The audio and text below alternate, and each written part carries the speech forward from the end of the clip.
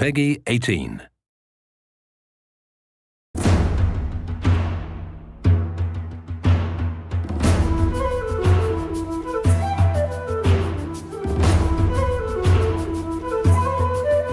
About 4 years ago, I guess, we started saying, if we did do a video game, this time it'd be a totally hands-on project. So it started a while back with Trey having this idea of making a role-playing game around South Park. We produced an animatic that demonstrated the game that Matt and Trey wanted to make. Ah, 'tis the new kid.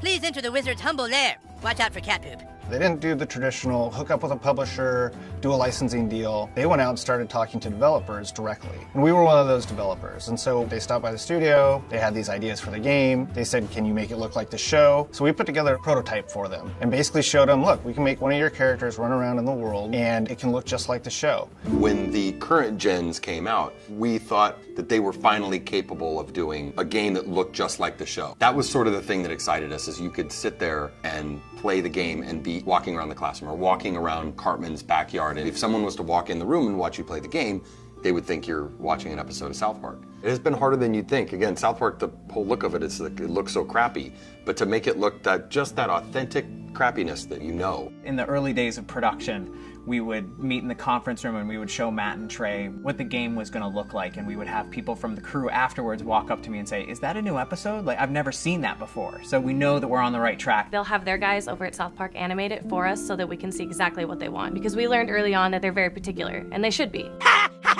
Dude, that was awesome! You were all like, being the crowd was all like, nah. You were gonna be a new kid in the town because we wanted you to have your own identity. I hate when a character talks for you, you know, and I hate when I'm this character and then I hear my character go, I'll get down there to the planet and take care of it. Like, that's not what I would say. That's not how I would say it. So, you're the new kid everyone is talking about. What's your name?